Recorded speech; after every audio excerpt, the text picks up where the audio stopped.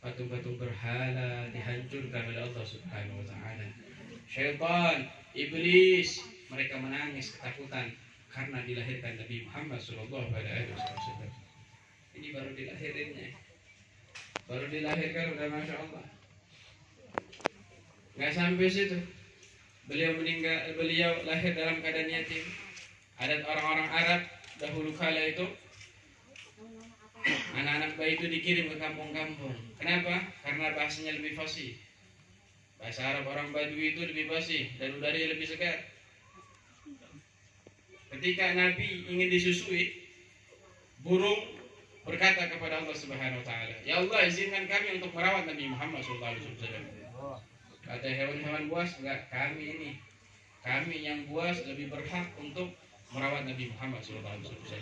Akhirnya ada seruan, sungguhnya telah ditentukan orang yang bakal mengurus Nabi Muhammad, yaitu Sayyidah Halimah Sa'diyah. Beliau datang dari kampungnya, subhanallah. Beliau punya atan, punya kendaraan dhaif, lemah banget. Lemas tuh kendaraan, jalannya setapak, dua tapak, ketinggalan sama rombongannya. Teman-temannya sudah sampai kota Makkah, sudah dapat bayi-bayi yang tajir, anak orang kaya, biar upah menyusuinya mahal. Tapi ketika Sayyidah Halimah Sa'diyah datang kota Makkah, udah nggak ada bayi lagi kecuali Nabi Muhammad SAW. Terus dikabarkan anak yatim, nggak punya ayah. Ya mungkin yang namanya anak yatim nggak ada ayah, uangannya sedikit. Akhirnya diskusi sama suaminya, bagaimana ini? Kata suaminya, coba lihat dulu bayinya.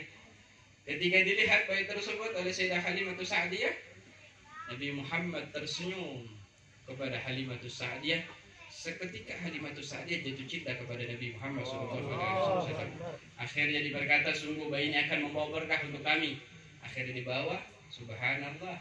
Beliau punya keledai, punya hewan begitu lemah jalannya. Ketika membawa Nabi Muhammad, lari begitu kencang, menyusul kafilah, menyusul teman-temannya yang udah di tengah perjalanan, disusul oleh Halimah Sa'diyah. Dan begitu juga payudaranya yang sedikit airnya, sedikit susunya, ketika memegang Nabi Muhammad SAW, dengan deras keluar air susu dari payudaranya. Berkah Nabi Muhammad sallallahu alaihi wasallam. Sayyidah Halimah Sa'diyah pernah ditanya, apa yang paling berkesan ketika engkau merawat Nabi Muhammad SAW? Kata beliau, selama aku merawat Nabi Muhammad, aku nggak pernah pakai penerang cahaya di rumahku. Ibaratnya kalau bahasa kita sekarang, nggak pernah pakai lampu. Kenapa? Lancar dari pada Nabi Muhammad, dari tubuh Nabi Muhammad cahaya yang menerangi satu rumah tersebut. Sallallahu ala Nabi Muhammad. Ada manusia seperti ini? Hasya wa kalla, gak ada. Ayo, ini Nabi Muhammad orang yang Masya Allah. Ente udah dengar ceritanya, masa ente gak mau ngefans sama Nabi Muhammad? Ente kalau ngelihat main bolanya Ronaldo, Messi, ente ngefans gak sama dia? Senang ente di rumah ya, poster ente pajang-pajang. Oh, ente muluk-muluk, ente puji-puji. Ya Allah, itu orang kafir, orang yang jauh dari Allah Subhanahu wa taala. Ini Nabi Muhammad SAW, makhluk yang mulia. Mujizatnya Masya Allah, mujizatnya nggak ada dimiliki sama Nabi lain. Ya, Nabi Muhammad SAW disebutkan, ya, berdamahul ba'ir, onta menyium kaki Nabi Muhammad SAW. Ya, sering saya ceritakan. Begitu juga sebongkah kayu korma yang merintih, menangis karena jauh dari Nabi Muhammad SAW. Diceritakan Nabi Muhammad ini dulu sebelum punya mimbar, beliau berdakwah menggunakan sebongkah kayu korma. Selalu dipakai menjadikan mimbar oleh Nabi Muhammad SAW. Akhirnya ada satu orang sahabat yang mana dia bisa bikin kayu cakep, bikin mimbar yang cakep. Dia izin kepada Nabi Muhammad, ya Rasulullah, kalau engkau izinkan saya mau bikinin engkau mimbar. Kata Nabi, silahkan. Ketika mimbar tersebut sudah jadi, sama Nabi dipakai. Yang lama, sama Nabi disingkirkan. Itu mimbar yang lama sebongkah kayu korma, nangis. Sejadi-jadinya semua orang yang berada di situ mendengar tangisan tersebut. Sampai Nabi cari, suara apa itu? Pas dicari, mimbar yang lama nangis. Ditanya sama Nabi Muhammad, kenapa engkau menangis? Ya Rasulullah, yang biasa saya dekat dengan engkau sekarang, saya nggak pernah dipakai lagi ya Rasulullah. Saya sedih jauh dengan engkau ya Rasulullah. Akhirnya diberi pilihan sama Nabi Muhammad, engkau Mau aku pakai lagi menjadi mimbar, apa nanti menjadi mimbarku di surga? Kata tuh mimbar, ya udah saya mendingan menjadi mimbar menantu di surga ya Rasulullah. Akhirnya tuh mimbar dipendam di Masjid Nabawi. Sebongkah kayu menangis karena rindu kepada Nabi Muhammad, karena nggak mau jauh dengan Nabi Muhammad SAW.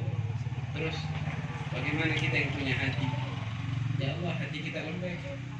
Masa yang nggak ada kata rindu dengan Nabi Muhammad, nggak ada kangen, nggak ada mau ketemu, nggak mau banyak salawat kepada Nabi Muhammad SAW.